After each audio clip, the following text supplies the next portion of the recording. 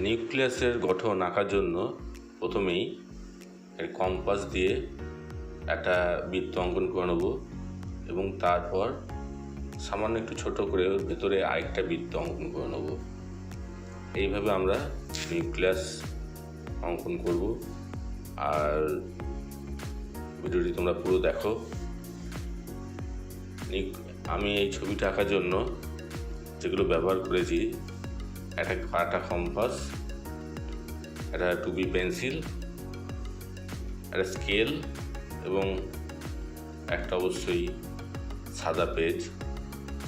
এবার প্রথমে আমরা বলি নিউক্লিয়াস এর সংজ্ঞা কী। প্রকৃত কোষের সাইটোপ্লাজমে দ্বিস্তরী আবরণ দ্বারা আবৃত যে গোলাকার অঙ্গাণু ক্রোমাটিন জালিকা ধারণ করে এবং সুস্পষ্টভাবে দেখা যায় তাকে নিউক্লিয়াস বলে। নিউক্লিয়াস কোষের অপরিহার্য অংশ এবং কোষের যাবতীয় কার্যকলাপ নিয়ন্ত্রণ করে। এর জন্য একে কোষের মস্তিষ্ক বলা হয়। এবার আমরা যে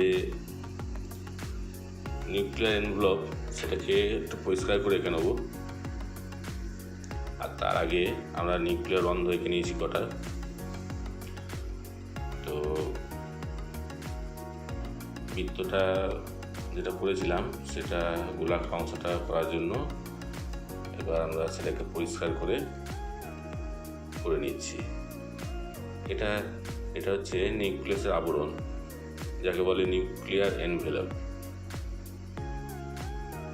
এইবার আমরা একটা ছোট্ট এক সাইড করে ছোট্ট একটা বৃত্ত আঁকবো। এই ছোট্ট বৃত্তটা হচ্ছে নিউক্লিওলাস। একটু সাইড করে এবার নিউক্লিওলাস আঁকা হয়ে যাওয়ার পর সেটাকে একটু স্পষ্ট করে নেব বৃত্তটা হয়ে যাওয়ার পর। এবার সেখান থেকে আমরা ক্রোমাটিন তন্তু আঁকবো। নিউক্লিওলাস থেকে ছড়িয়ে থাকবে একটা পেঁচাকার সুতোর মতো, পেঁচানো সুতোর মতো। খুব সহজে এইভাবে তোমরা নিউক্লিয়াসের ছবি আঁকতে পারবে। এটি ক্লাস 9, 10 এবং 11 তিনটি ক্লাসের জন্যই খুব ইম্পর্টেন্ট এই চিত্রটি।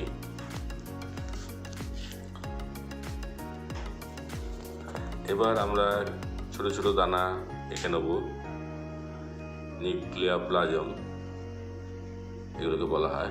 এগুলো আমরা এঁকে নেব অনেকগুলো ছোট ছোট দানার মতো। কিছু বড় দানা, কিছু ছোট দানা মিশে থাকবে এবং সেই একই রকমভাবে আমরা যে নিউক্লিওলাস আছে তার মধ্যেও করব। সেটা একটু ঘন হবে। এই নিউক্লিওপ্লাজমের থেকে একটু ঘন হবে।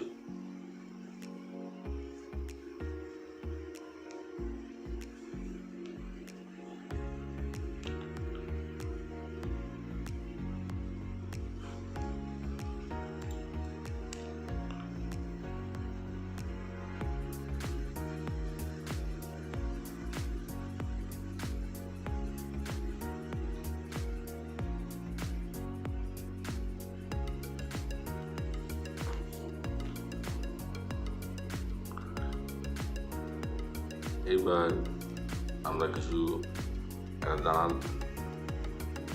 যেটা নিউক্লিয়ার এনভেলপের উপর কিছু দানার মতো অংশ দেখা যায়, সেটা আমরা রেখে নেব।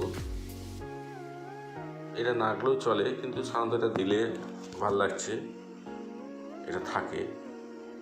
এটা খুব যে দরকারি দিতেই হবে এমন কিছু নাই, তবে দিলে ভালো লাগে, ছবিটা সম্পূর্ণ দেখা হয়।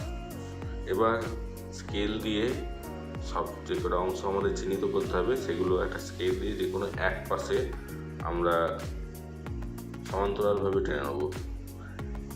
এদিক ওদিক যে কোনো দিকে দাগ দিয়ে চিহ্নিত করাটা দেখতে ভালো লাগে না, আর একদিকে যে কোনো একদিকে করলে দেখতে ভালো লাগে, পরিষ্কার লাগে এবং ছবির একটা ইমপ্রেশন বাড়ে।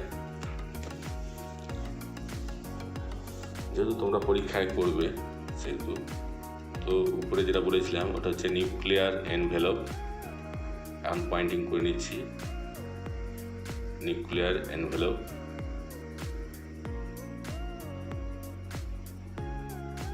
এবার যে ছোট ছোট দানাগুলো নিউক্লিওপ্লাজম এগুলো, তো সেটা আমরা পয়েন্টিং করে নেব। এবার হচ্ছে নিউক্লিওলাস, মাঝের যে গোলাকার অংশটা নিউক্লিওলাস।